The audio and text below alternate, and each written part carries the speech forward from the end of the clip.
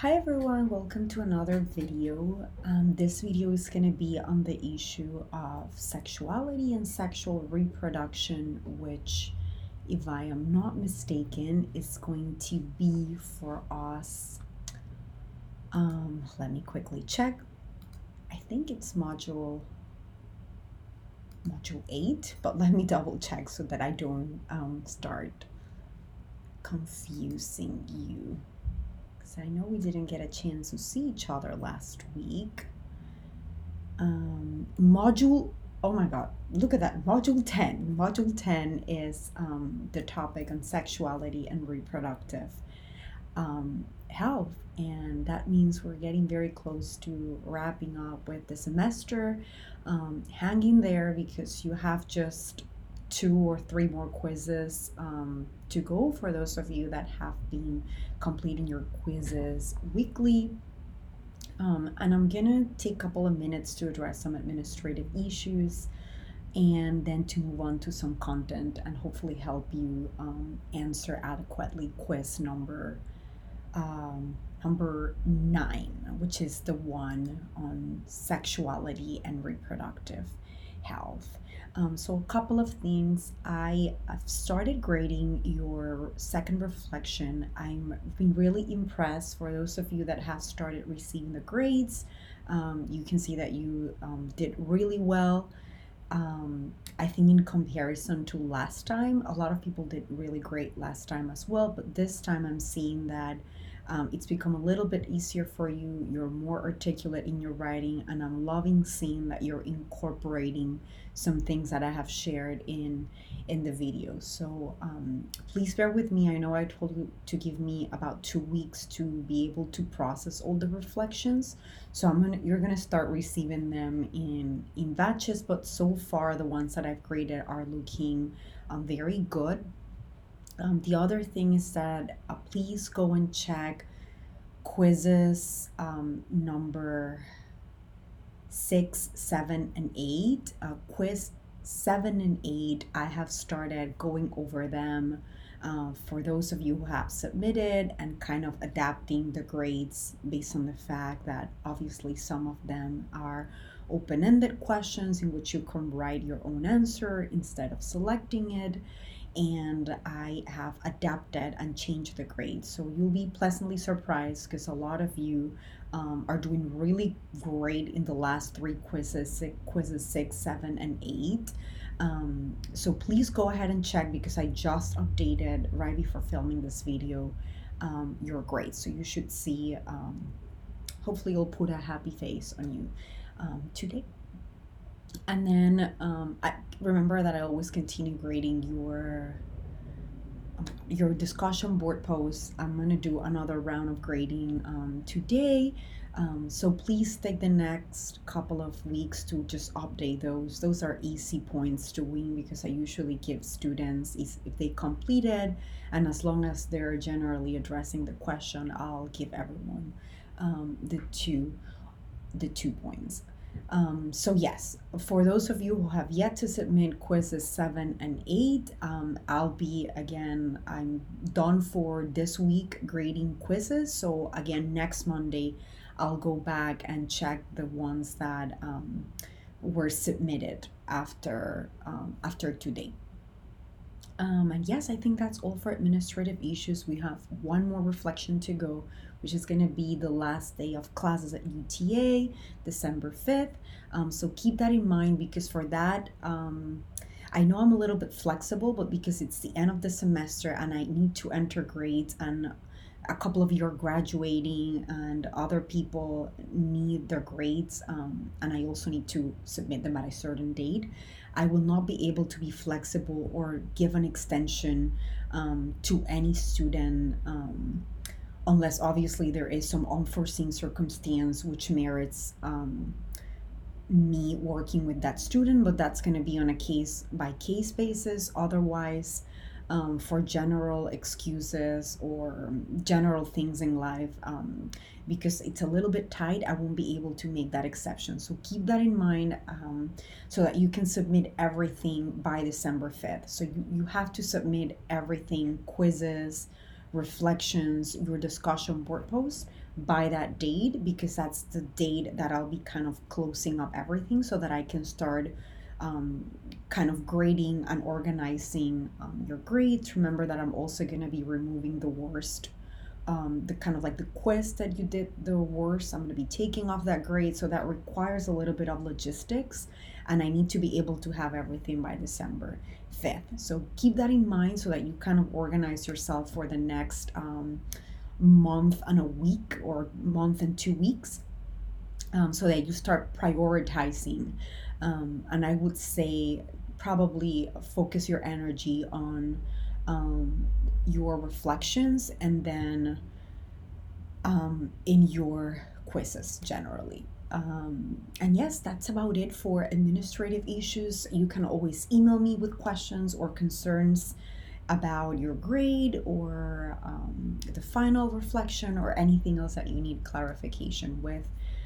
If for some reason I've been a little bit slower this week answering, it's because I've had to catch up on a lot of things. But if normally I answer people within 48 hours, 24 to 48 hours, your emails. If you don't hear back from me, don't feel bad and email me back again, because sometimes when I get too worked, I tend to forget, or I think that I answer some emails and then I ended up, the fact is that I've never answered them. So don't feel bad, and please email me back if you need, if you haven't heard from me in a reasonable amount of time. Going into content issues for our topic today, this is a very interesting issue for me. I remember when I first started on my clinical practice as a social worker, in a school and later at a hospital. Um, I think sexuality was one of the issues that was hardest for me to discuss with clients. Obviously, for each of us, it's going to vary. This really doesn't matter if you're a nursing student, if you're social work, if you're in another health or mental health related field. We all have areas where we feel a little bit more comfortable and a little bit more uncomfortable. For some people, it's going to be issues of race and ethnicity. For some people, it's going to be sexuality. For some people, it's going to be cancer or other illnesses because it's close to home. For some people, it's going to be intimate partner violence. So each of us have like an area where we feel most comfortable talking, and areas that we feel we need a little bit of growth. And one of the things that I wanted to address today is that I guess the uncomfortability comes from a place in which, for Latinas and Latinos, particularly for Latinas, it's complex navigating issues of sexuality with your family. Latino families are well known out there to be very involved, and we have addressed this before, very protective, particularly in terms of female sexuality and female sexual practices. And I know as generations evolve, these things might be changing, but for students that are a little bit older, or students even that they're not a little bit older, their families are traditional, think about how complex it's been to address issues of sexuality with your family members, and how sometimes you feel like you're navigating in two waters, or as one of our articles suggests, the Acosta article, in borderlands. And what the article means by borderline, and I think it's a really nice metaphor. So borderlands are like the frontiers, right? And basically that means when two aspects of a culture clash, right? Or when two aspects of race, ethnicity, socioeconomic class clash and coming together. So for a lot of Latinos and Latinas, when they have had to migrate, not only have they had to navigate their own cultural values and norms, but they also have to navigate the cultural values and norms of the place that they're coming into. And that is where it gets problematic, particularly when you are someone who is, and I guess this applies to a lot of the children and adolescents we work with, when you're navigating and kind of discovering your own sexuality and your own sexual orientation, your own gender. So it becomes complicated because you feel like in order to fit into the new culture, you might have to give up some things. But in order to fit in your family circle and in your cultural values of your country of origin, you sort of have to give up other things. So you find yourself like in a crossroads or in a borderline, kind of like in the crossroads or in the crux of deciding, what do I do? Which way do I go?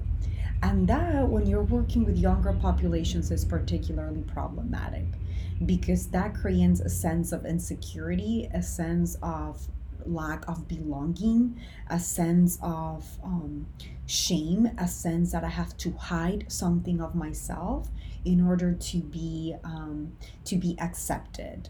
And I think this is particularly true for, I would say, in general, regardless of whether you're Latino or not Latina, for everyone that's navigating the sexual orientation landscape, this is a particularly problematic area. So imagine how complex it can get when you add issues of culture, race, ethnicity, and other variables.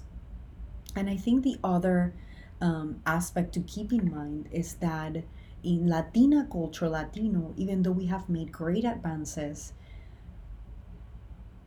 I've heard, and I think the reading captures that really well, but something that I think I've heard popularly is that it's better to be a slut than to be a homosexual and a lesbian in Latina culture. So that's kind of like the popular saying, or what a lot of Latina families believe in. Again, I don't want you to feel that this applies to all Latinas and Latino families, but the general messages and kind of like the general spirit of our Latino culture is that it's very difficult for us to accept um, diverse sexual orientations, particularly if you come from older families, more traditional families. It might be a little bit harder for them to understand um, that you're navigating the sexual landscape. And obviously, if we tie this to some of the variables that we have talked throughout the semester, you can see that this is really close to our religious views, or Latinos' religious views, and how we kind of dictates the specific roles of men and women, our own social agreements about the gender roles, what is perceived female behavior versus male behavior, what is it that as a woman I should do versus as a man. So when we don't conform to those structures, it's hard for our families to accept that. And that's when Latinas and Latinos have sort of to navigate or enter into these spaces where they feel I need to hide aspects of myself to be accepted within my family and cultural values, but at the same time, I also want to be part of the culture that I'm living in. And that means that I have to give up certain things as well. So think about what that triggers, or what brings up in terms of health and mental health for particularly Latino children, adolescents, um, and young adults. And I think in terms of the US context, also think about um, a couple of things. One, how in a sense are the laws or the policies that are created towards immigration, even though they do not technically discriminate in paper by sexual orientation, race, and ethnicity, the fact is that it does.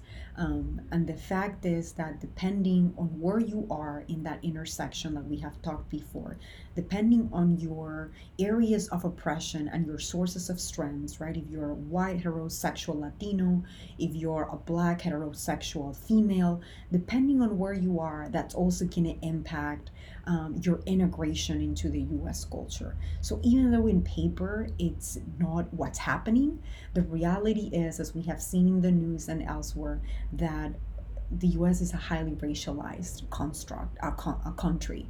And that brings me to my other point.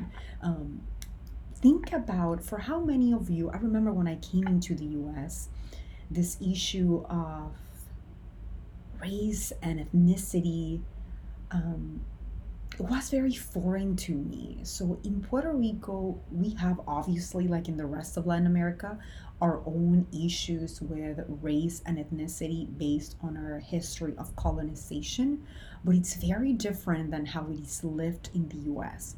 When I was living in Puerto Rico, I was never aware, not people that were from a different race than I was or identify themselves different.